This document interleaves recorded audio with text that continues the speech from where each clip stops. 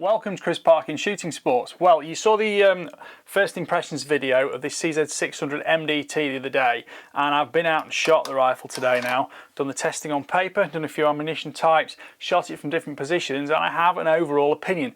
But now, let's cover all the gory details. For the first thing, I'm just going to pop this down 1 second. Number one, it comes in its own hard case, and that hard case is big enough, foam lined, and it's big enough to fit the rifle in set up with the scope on. That's good because a lot of hard cases actually won't fit the gun in once it's all set up, the magazine scope. There's a bit of space for accessories, and this one will. It's tough and it's got a nice stippled finish, and I think that's going to be quite good. So I'm just going to put that to one side because I often forget to tell you when something comes with a hard case, but that does. Right, let's just cover some of the details of the gun again.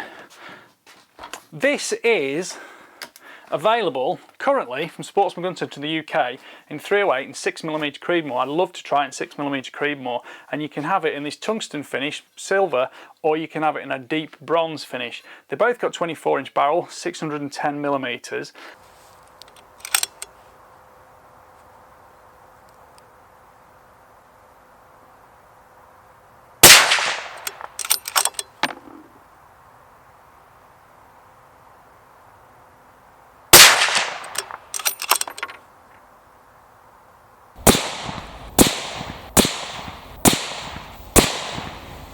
So we've got the rifle on the bench. I'm going to work through this so you can see I've actually done it for you and not just read it off a spec sheet. Now, overall length is 44¼ inches, which is 1125mm. Length of pull, trigger to butt pad, as it's supplied, is 14 inches, which is 355mm. Now that has got 1, 2, 3, 4 spaces in there, and those add 25mm or an inch in length. So you can take an inch off that length of pull straight away, 25mm. That takes it down to 13-inch length of pull. Some people like that, some people don't. The barrel diameter is, we brought the verniers out, I reckoned it was 22mm, and it is 22mm. The barrel's parallel in profile, and they're not advertised as interchangeable, but they can be swapped, and I'll put a picture of the action on screen because they clamp into the action and the bolt itself locks into that. Here you can see the barrel action removed from the stock. It's a flat bottom inlet, and there are 2 action screws, one to the rear and one to the front of the magazine well. There's also a steel recoil lug in there to make sure the action can't move. The action is CZ's generic 600. It's got the Picatinny rail incorporated as part of the machining, and there are 3 screws there which lock the barrel in position. Those have got anti-tamper seals on them, so beware of that. And here you can see more detail of the trigger assembly and the adjustability on the bottom there, which has got that tiny little screw under there to make sure you can reset the trigger as you like it. The bolt removal catch is seen here in front of the bolt handle. Just hold that down and the bolt will slide out for cleaning or maintenance. One thing that's interesting to know about this rifle is that there is no safety catch, which normally goes through the action. It's a plunger that goes through the action there. Now, if I just drop that cheek piece, I will take the bolt out. It's got a release catch on the side there. So it's a 6-lug bolt, 60-degree lift, and the bolt heads are removable. It comes with a decocking tool here, which allows you to disassemble the bolt quite easily. You can do it by hand actually, if I can remember doing it the right way, and the bolt comes apart like that. The bolt head, it's got a little spring on it and it will lift out of position, and there you go. So you've got your 6-lug bolt head. It's controlled feed on it as well, and when you put this back together, that goes back in there. You line it up, and that will then, I think that's correct, might need to be recocked, and there you go, back ready to run. So if you do need to disassemble your rifle for cleaning or any kind of, you know, primer breaks or anything like that, and you've got a little bit of dirt in there, you've got that straight away. Right, pop that out of there. AICS magazine system. Now those are super reliable. You've seen hundreds of rifles that use these. 10-round steel in this case in the 308. You can also get 5-round mags. These are very easy to replace, but this one's got slightly more complicated feed ramp setup on it. You will see on the video I drop a single round into the ejection port, close the bolt, and it loads straight away. So you can be assured if you've got your backup rounds on the side, just drop them into the ejection port and it's going to load smoothly and you're good to go.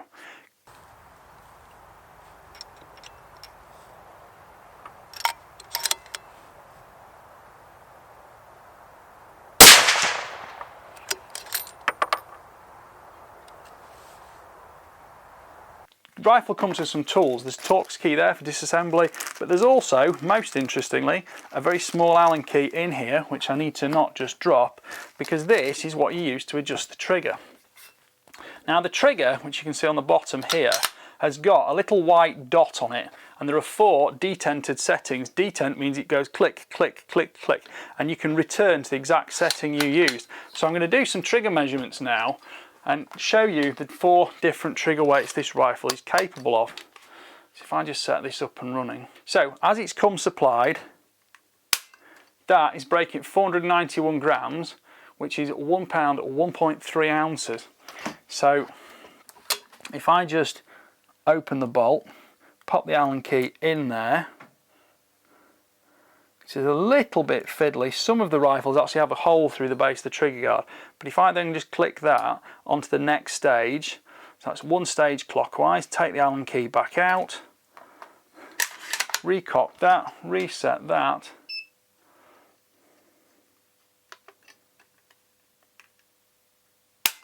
that's now breaking 854 grams, which is 1 pound 14.1 ounces. So open that again. Let's go to the next stage. It's a little bit fiddly to do this, but you won't have to do it all the time. Click 1 more stage clockwise, close the bolt, set that back to grams, reset it. That's now 1,117 grams, which is 2 pounds 7.4 ounces. Open that again. Let's go to the last stage 4 of the weight adjustment. Click. Close the bolt. Reset that. And that's now an even heavier 1,210 grams, which is 2 pound 10.7 ounces. And if I go all the way round back to stage 1, click, this should now break as it did the first time.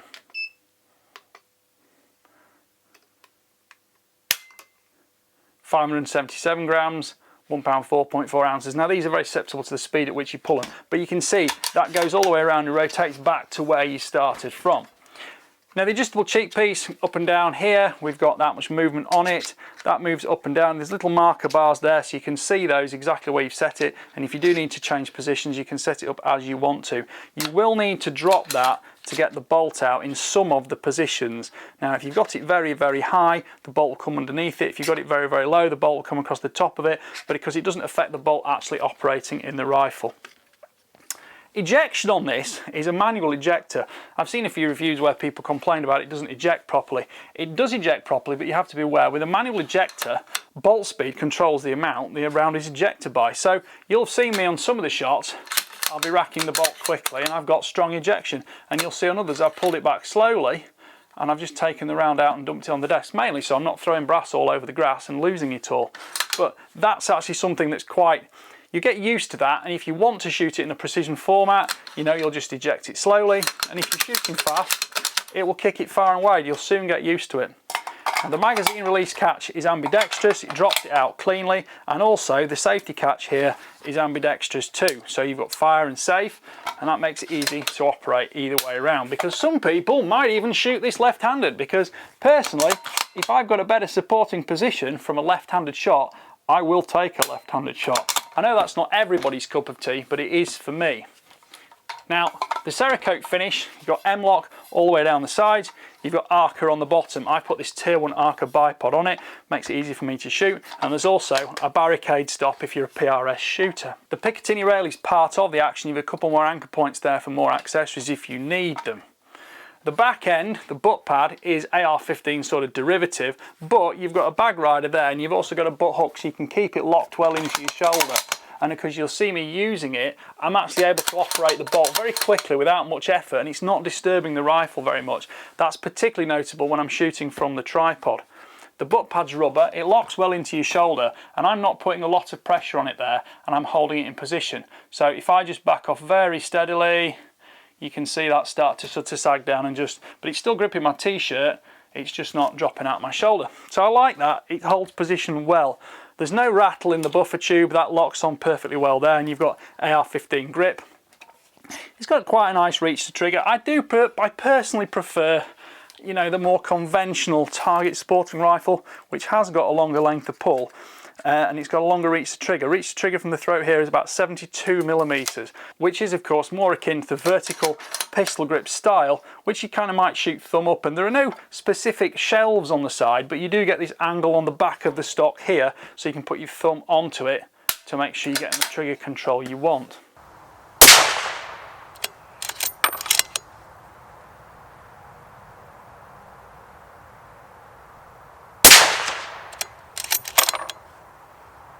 So how does it shoot? Well, you've seen it shot with both hunting ammunition, 165 grain, and match ammunition, which is 168 grain. The match ammunition is unsurprisingly a little bit more precise than the hunting ammunition. It's the ELD-M bullet, and it does shoot extremely well. I shot out to 150 meters with it today, just having some fun with it from some different positions, but the paper testing's all done at 100 meters because that is my benchmark.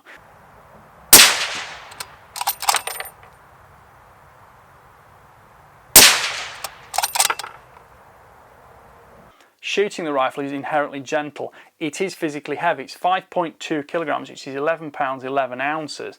Now, most people are going to put a muzzle brake on the 18x1 thread at the muzzle, or I use the sound moderator just because I prefer a little bit less noise.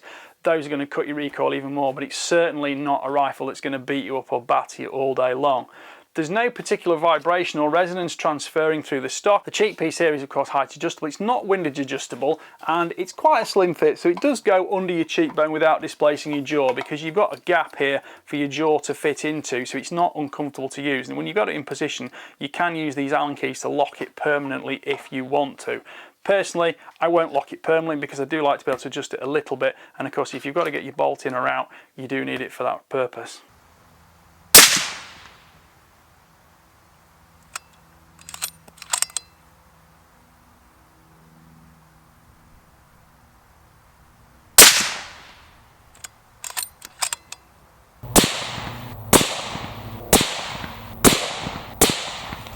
If you are going to add accessories to this rifle, I think it's well worth adding quality accessories. This Tier 1 bipod is locked on the Arca rail underneath, and I can use that in an extremely stable manner to shoot from.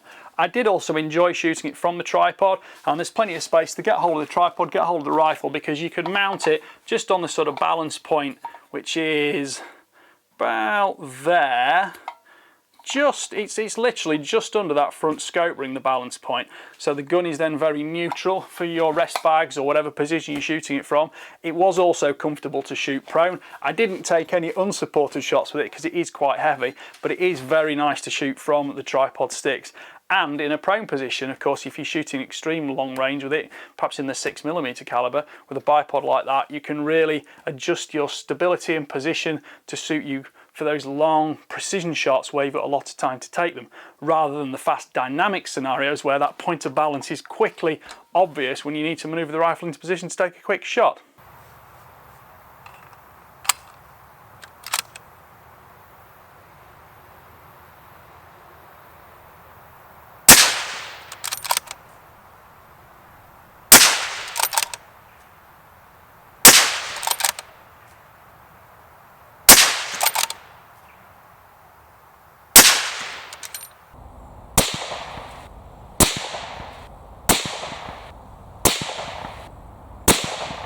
With the match ammunition, it without doubt meets its .75 MOA accuracy promise, and I have no problem shooting that. I got the barrel very hot, it didn't drift around. Yes, the groups opened a little bit when I got to sort of 17, 18 rounds, and I did go as far as 25, but it was still thumping within about 1.5 minutes of angle, and that 1.5 minutes of angle was still at the point of aim, so it wasn't drifting around anywhere. CZ Cold hammer forged these barrels. They are very, very reliable, and I'm more than happy to trust them. Crown is neat, the muzzle thread is neat, the moderator, or if you're using a muzzle brake, spins on and off without any kind of grittiness, and there's a good shoulder for it to lock up to, and you're not going to have any kind of problem with that moving around, and it stayed in position, stayed tight while the rifle was in use, either hot or cold, partly thanks to the fine pitch of that 1mm thread.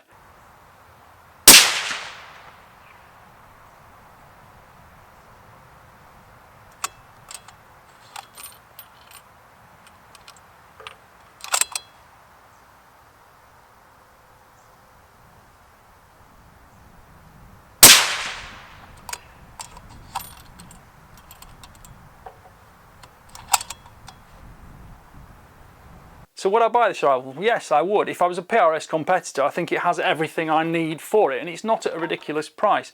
The caliber options are a little bit limited, and I would hope to see that if it does become popular, CZ will perhaps bring a few more different varieties into this country. The fact you can have it in a 6mm Creedmoor is exciting, and I would like to have done it in that, but 308 there's so much ammunition available for people who don't necessarily want to take on the competition element, and they do just want a precision rifle they can enjoy shooting with a greater barrel life and a lot more accessibility to ammunition at very modest cost. But I do think this needs to be available in a 6.5 Creedmoor, because that is perhaps the most popular cartridge around for any kind of precision shooting at the moment. So overall, my opinion of this rifle is very positive. I enjoyed shooting it. I enjoyed shooting it because it was accurate, and I enjoyed shooting it even more so because it didn't give me any problems at any strife. I set it up, I zeroed it within about 3 or 4 shots. It was punching holes on paper instantly. The barrel didn't seem to need any kind of great regimented cleaning regime.